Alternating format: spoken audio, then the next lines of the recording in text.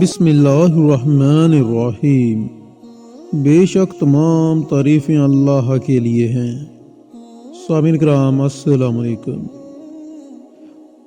مسلم دنیا پر تتاریوں کا حملہ 617 ہجری میں ہوا اور یہ اسلامی تاریخ کا سب سے بھیانک واقعہ تھا۔ اس سے بھی بڑھ کر عجیب بات یہ تھی کہ یہ حملہ جب ہوا اس زمانے میں مسلمان عروج پر تھے اور مسلمانوں نے یورپ کی صلیبی اقوام پر فتح حاصل کر لی تھی اور یہ انہوں نے 587 ہجری میں حاصل کی تھی اور یہ فتح صلاح الدین ایوبی نے حاصل کی تھی۔ سامعین کرام، اس صلاح الدین ایوبی نے اپنی فوجی برتری کی شاندار روایت قائم کی اور یورپ پر فتح حاصل کی۔ سامعین کرام، صلاح الدین ایوبی کی وفات 599 ہجری میں ہوئی اور اس کے چند سالوں بعد ہی تتاری قبائل کو کس طرح سے یہ جرأت ہو گئی کہ وہ مسلم سلطنت پر حملہ کر دیں۔ ان کو یہ جرأت کس طرح سے ہوئی، آج کی ویڈیو میں ہم انشاءاللہ اسی پر بات کریں گے۔ تو سامعین کرام، اس سے پہلے کہ ویڈیو کا باقاعدہ آغاز کریں، میں اپنے نئے آنے والے سامعین کرام سے گزارش کرنا چاہوں گا کہ جو لوگ ہمارے اس چینل کی ویڈیو کو پہلی بار دیکھ رہے ہیں وہ مزید اس طرح کی ویڈیوز، اسلامی واقعات اور تاریخی واقعات سے متعلق ویڈیوز دیکھنے کے لیے ہمارے چینل کو سبسکرائب کر لیں اور ساتھ موجود گھنٹی کے نشان کو دبا دیں۔ سامعین کرام، مسلمانوں کا آپس میں اختلاف اس کی وجہ بنی۔ اس زمانے میں بغداد میں خلیفہ ناصر الدین اللہ کی حکومت تھی، جبکہ اسی کے ساتھ خراسان میں خوارزم شاہ کی حکومت تھی۔ یہ دونوں حکمران مسلمان تھے۔ خوارزم شاہ اگرچہ ایک آزاد حکمران تھا، تاہم یہ آئینی طور پر خلیفہ کے ماتحت تھا، یعنی کہ خلیفہ بغداد کے یہ ماتحت تھا اور اس کے ملک میں خلیفہ نصر الدین اللہ کا ہی خطبہ پڑھا جاتا تھا۔ خوارزم شاہ کے ذہن میں بغاوت کے خیالات پیدا ہوئے۔ اس نے 615 ہجری میں خلیفہ بغداد کا خطبہ پڑھنا بند کروا دیا اور اپنی سلطنت کو دریائے دجلہ تک وسیع کرنے کے منصوبے بنانے لگا۔ سامعین کرام، اس کے دوسری طرف خلیفہ نصر الدین کو جب اس بات کی خبر ملی تو وہ بہت برہم ہو گیا اور اس وقت اس نے کوئی فوجی کارروائی کرنے کی نہ کی، چنانچہ اس نے ایک ہوشیار چال چلی۔ اس نے اپنی کمال ہوشیاری کا استعمال کیا اور اس نے، سامعین کرام، اس بات کا تذکرہ اس کے ہم عصر مورخ کامل بن اسیر نے لکھا ہے کہ اس نے یہ تدبیر کی کہ چین کی سرحد پر بسنے والے تتاریوں کو خوارزم شاہ کے خلاف کر دیا۔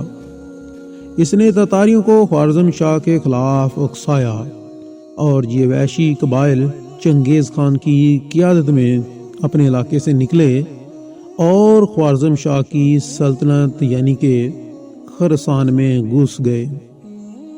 خوارزم شاہ نے ان کا مقابلہ کیا لیکن خوارزم شاہ کو شکست کھانا پڑی اور اس کے بعد خوارزم شاہ وہاں سے خراسان سے بھاگ کر طبرستان چلا گیا اور طبرستان میں اس نے 617 ہجری میں قسپرس کی حالت میں مر گیا۔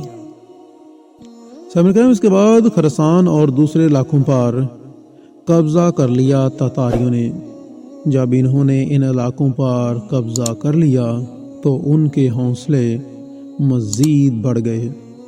اس کے بعد یہ لوگ یعنی کہ یہ تتاری لوگ بغداد کی طرف بڑھے اور خلیفہ ناصر الدین اللہ کی سلطنت پر بھی حملہ کر دیا۔ ان کو حملہ کرنے کے بعد تتاریوں کو اگرچہ وہاں پر فوری طور پر بغداد میں اپنی کامیابی نظر نہ آئی، یہ لوگ بغداد میں کامیاب نہ ہو سکے، قبضہ تو نہ کر سکے، لیکن سلطنت بغداد پر تتاریوں کے مسلسل حملے نے خلیفہ ناصر الدین کو بہت پریشان کر دیا۔ خلیفہ کو اس وقت پریشانی کے ساتھ ساتھ اور بھی کئی قسم کی بیماریاں لاحق ہو گئیں، یعنی کہ اس کو سخت قسم کے پیچس کی بیماری بھی لگ گئی جو کہ کئی مدت تک جاری رہی، اور یہاں تک کہ خلیفہ اس بیماری کی وجہ سے نہایت ہی کمزور ہو گیا اور اس کی دونوں آنکھوں کی بنائی بھی جاتی رہی، اور پھر اسی اندھے پن کی حالت میں 622 ہجری میں اس کا انتقال ہو گیا۔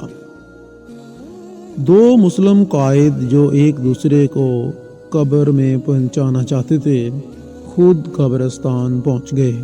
خوارزم شاہ خطبے کی موقوف کے 2 سال بعد اور خلیفہ ناصر الدین حملہ کروانے کے 4 سال بعد اللہ کو پیارے ہو گئے۔ سامعین کرام، یہاں پر پیش کرنے کا جو مقصد تھا وہ یہ تھا کہ آج بھی ہم مسلمان ایک دوسرے کو زیر کرنے پر لگے ہوئے ہیں۔ ایران، ترکی، سعودی عربیہ، پاکستان، بنگال اور دوسرے جتنے بھی ملک ہیں سب ایک دوسرے کو زیر کرنے پر لگے ہیں، اور اس کا نتیجہ کیا نکل رہا ہے وہ ہم سب کے سامنے ہے۔ آج شام کے اندر روہنگیا مسلمانوں کے، گجرات کے میں، پاکستان کے اندر یا دوسرے فلسطین کے اندر مسلمانوں کی جو حالت ہے، اس پر سب مسلمان صرف یہی سوچ رہے ہیں کہ یہ صرف ان کے ساتھ ہو رہا ہے، ہمارے ساتھ ایسا نہیں ہوگا۔ لیکن سامعین کرام، کفار یہ نہیں سوچتے، وہ صرف مسلمانوں کو ختم کرنے کا سوچتے ہیں، اور یہاں بھی مسلمان ان کو ملیں وہ ان کو ختم کرنے کا ہی سوچتے ہیں۔ ہم سب کا اللہ حامی و ناصر ہو، لیکن ہم سب کو اللہ پاک ایک جھنڈے کے تلے جمع ہونے کی توفیق عطا فرمائے۔ آمین ثم آمین۔ ویڈیو اچھی لگی ہو تو لائک کیجیے گا، اور ہو سکے تو دوستوں کے ساتھ بھی شیئر کر دیجیے گا۔ ملیں گے اپنی کل کو ایک نئی ویڈیو کے ساتھ، تب تک کے لیے اجازت چاہتا ہوں۔ دعاؤں میں یاد رکھیے گا۔ اللہ نگہبان۔